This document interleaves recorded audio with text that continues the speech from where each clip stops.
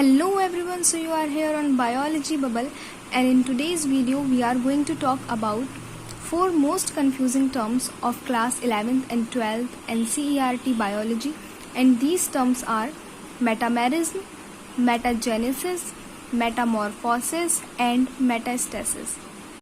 अभी 4 टर्म्स ज़्यादातर स्टूडेंट्स को कंफ्यूजिंग इसलिए लगते हैं क्योंकि इन सब के स्टार्टिंग में यानी प्रीफिक्स में मेटा आ रहा है. So in this video we are going to discuss these 4 terms one by one. So let us first discuss about metamerism. So what is metamerism? Metamerism is the phenomena in which body of an organism is divided into two segments externally and internally with a serial repetition of at least some organs. यानी एक ऐसा phenomena जिसमें किसी organism की body divide हो segments में. Segments कैसे होने चाहिए? एक्सटर्नली भी होने चाहिए और इंटरनली भी होने चाहिए, जिसमें कुछ ऑर्गन्स का सीरियल रिपीटिशन जरूरी है. ऐसे फिनोमिना को हम मेटामेरिज्म कहेंगे. And the body shows this pattern called metameric segmentation. और जो बॉडी ऐसा पैटर्न शो करेगी उस पैटर्न को हम बोलेंगे metameric segmentation.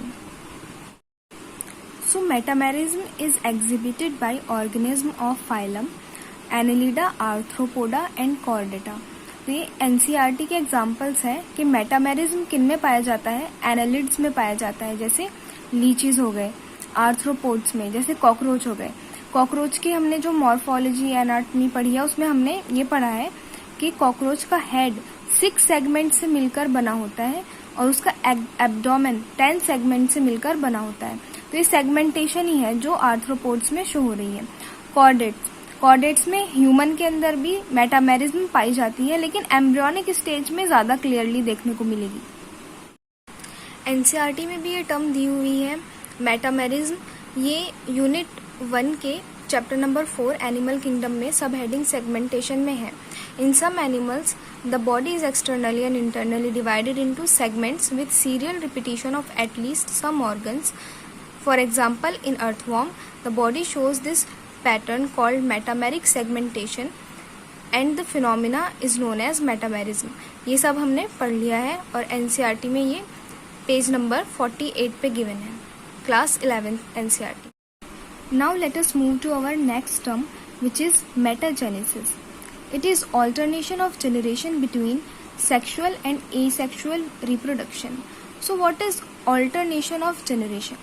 Alternation of generation का मतलब होता है किसी भी ऑर्गेनिज्म के पास एक ऑल्टरनेट या ऑप्शन होना अपना मोड ऑफ रिप्रोडक्शन चूज करने के लिए. यानी कि उसके पास एक ऑप्शन है कि जो उसका पहला मोड ऑफ रिप्रोडक्शन है उसे चेंज करके किसी और मोड ऑफ रिप्रोडक्शन को वो चूज कर सकता है, और इस फिनोमिना को हम बोलते हैं metagenesis.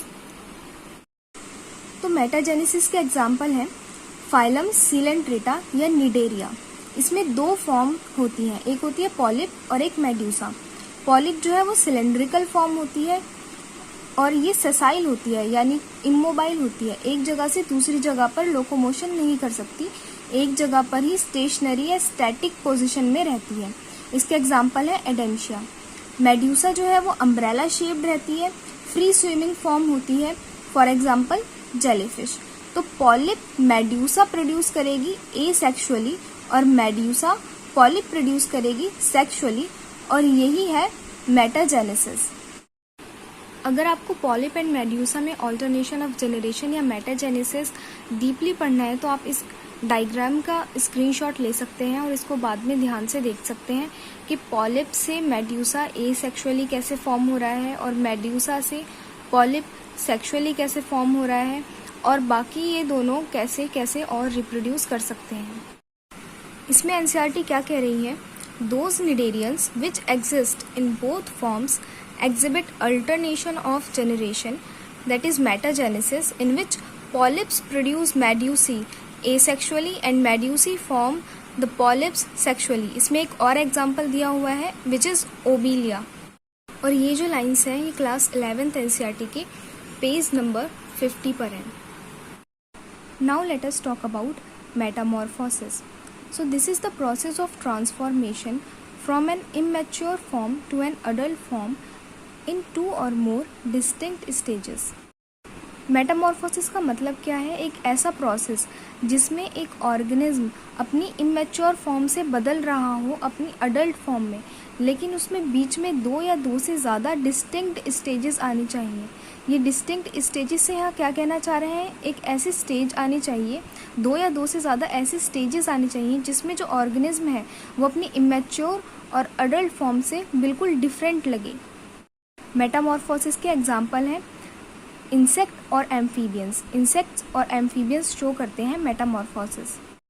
In class 11th biology NCERT on page number 120 you can find this term here, metamorphosis. Tadpole undergoes metamorphosis to form the adult frog. ये structural organization in animals में जो frog वाला part है उसमें दिया हुआ है। Now let us talk about our fourth term which is metastasis.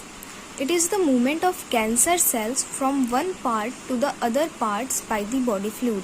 यानी कैंसर सेल्स का मूवमेंट जहाँ पर वो पहले हैं वहाँ से दूसरे पार्ट्स में बॉडी के थ्रू बॉडी फ्लूइड्स जैसे ब्लड। तो ये जो प्रॉपर्टी है मेटास्टेसिस वो मैलिग्नेंट ट्यूमर शो करते हैं। अगर ह्यूमन हेल्थ एंड डिसीज़ आपने चैप्टर पढ़ा हुआ है तो उसमें कैंसर में आपने पढ़ा होगा 2 तरीके के ट्यूमर होते हैं, benign tumour and malignant tumour. Malignant tumour इस तरीके की मेटास्टेसिस प्रॉपर्टी शो करते हैं, वो एक पार्ट से दूसरे पार्ट में जाकर भी कैंसर बना सकते हैं, इसलिए ये ज़्यादा हार्मफुल होते हैं। ये क्लास 12 NCERT पेज नंबर 157 का पार्ट है। इसमें NCERT कहती है cell slotted from such tumours reach distant site through blood and wherever they get logged in the body they start a new tumor there. This property called metastasis is the most feared property of malignant tumors. ये सब वही बातें हैं जो अभी हमने पढ़ी हैं और यहाँ पर भी NCERT ने लिखा हुआ है मैलिग्नेंट ट्यूमर है जिसमें मेटास्टेसिस प्रॉपर्टी शो की जाती है। I hope you guys now understand the difference between metamerism, metamorphosis, metagenesis and metastasis. If you have any doubt regarding this session, you can ask me in the comment section. Thanks for watching the video and don't forget to like, share and subscribe the channel.